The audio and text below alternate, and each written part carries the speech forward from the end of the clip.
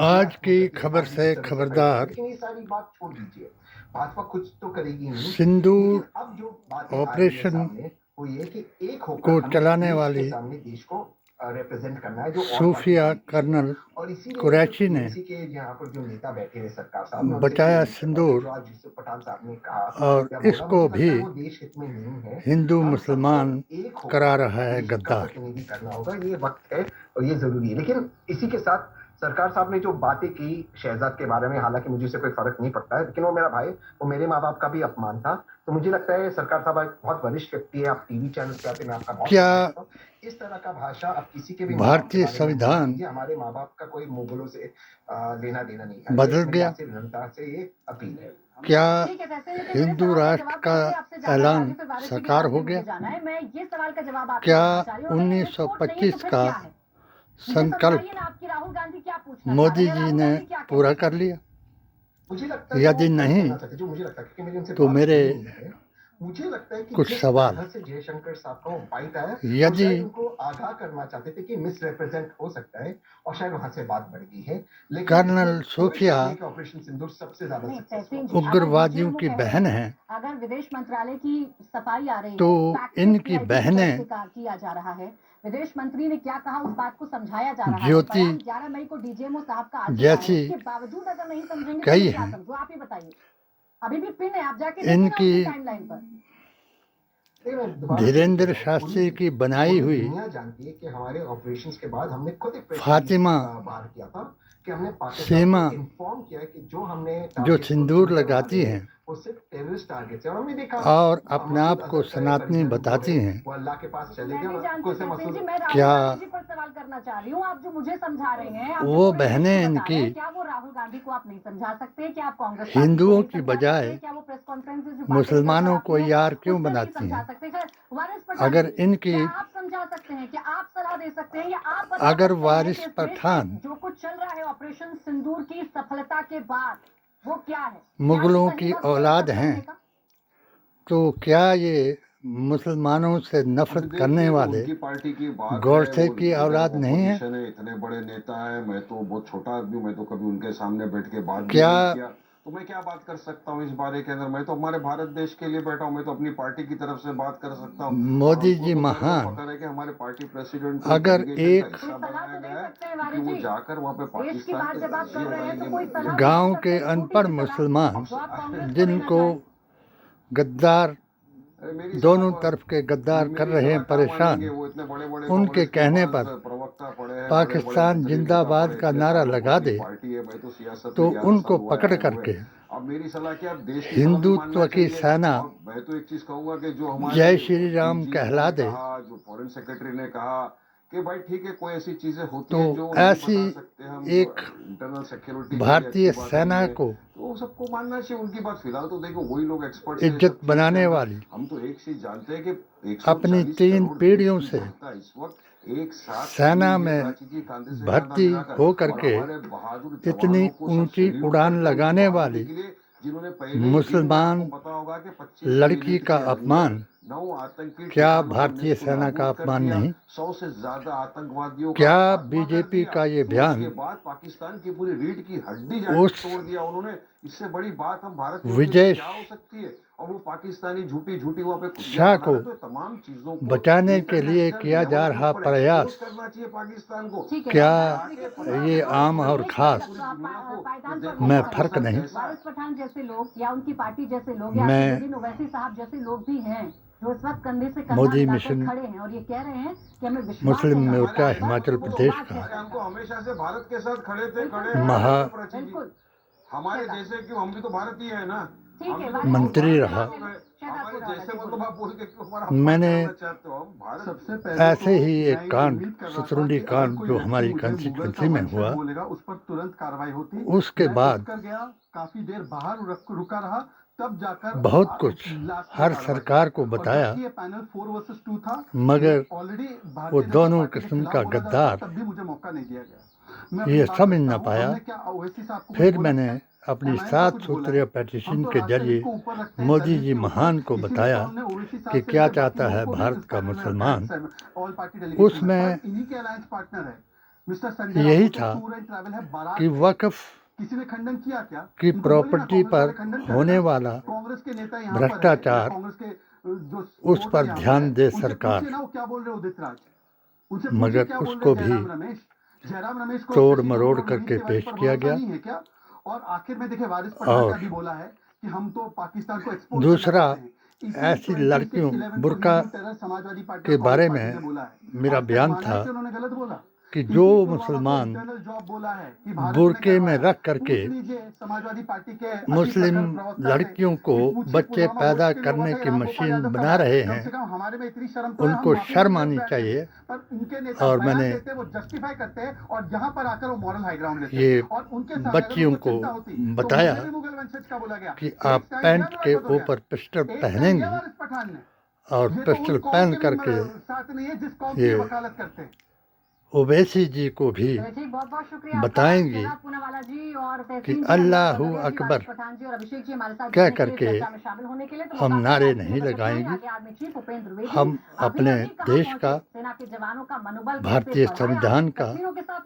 कुरान का और मोदी जी के बयान का कि सबका साथ, सबका विकास का पर्दाफाश करके दिखाएंगे। आज अगर जो भी इस पहलगांव हत्याकांड को हिंदू मुस्लिम कराया जा रहा है, मीडिया तरह तरह का नफरती पैगाम दे रहा है, मानो ये सब कुछ भारत के मुसलमानों ने किया। मगर मैं ये विश्वास दिला दूं कि इस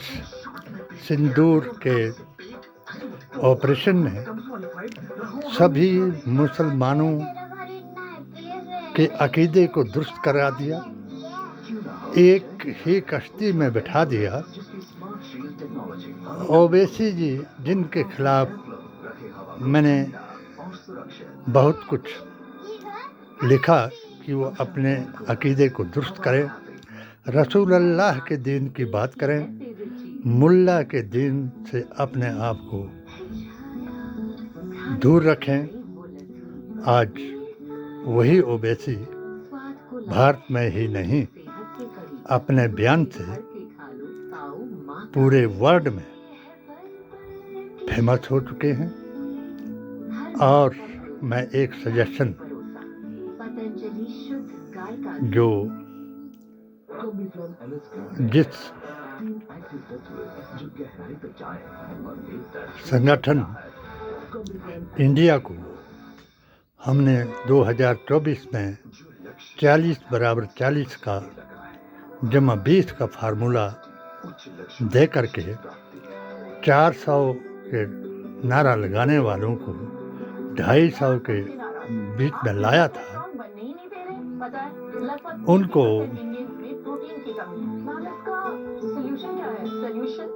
ये फिर दोबारा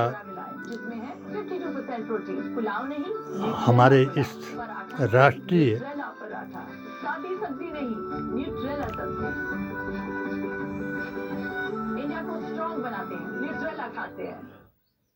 क्रांतिकारी सेना की तरफ से आवेदन करते हैं कि हर आदमी अपनी जात, जमात और धर्म के आदमी को समझाए, इन अंधभक्तों को 40 कराए और ओवैसी जी जैसे आदमी आगे आए और इंडिया टीवी में जो ये आज तक उन्हें मोदी जी का दुश्मन बताते रहे, वो मोदी जी से कहें कि इनको गृह मंत्री बनाएं और उस गृह मंत्री को जिसने अब मेरी पिटीशन का जवाब दिया और उस एमएलए का साथ दिया जिसने मुस्लिम लड़कियों से दुष्कर्म किया और उसको बचाने के लिए मेरी पिटीशन को रद्दी की टोकरी में डाल दिया और मुझ पर मेरे घर में घुस करके बदअकीदा, गुस्ताखे रसूल, बेअसूल,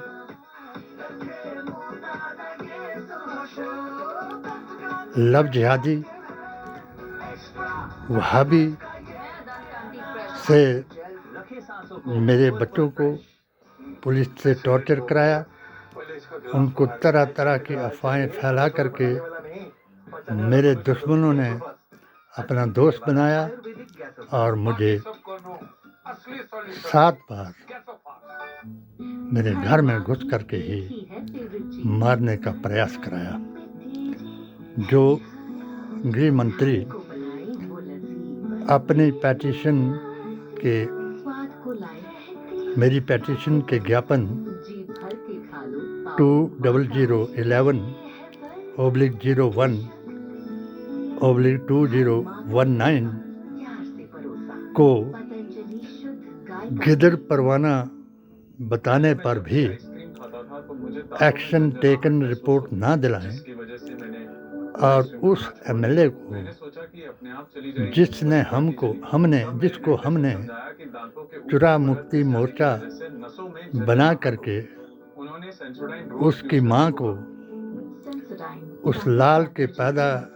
होने पर उसकी समाधि पर जा करके फूलों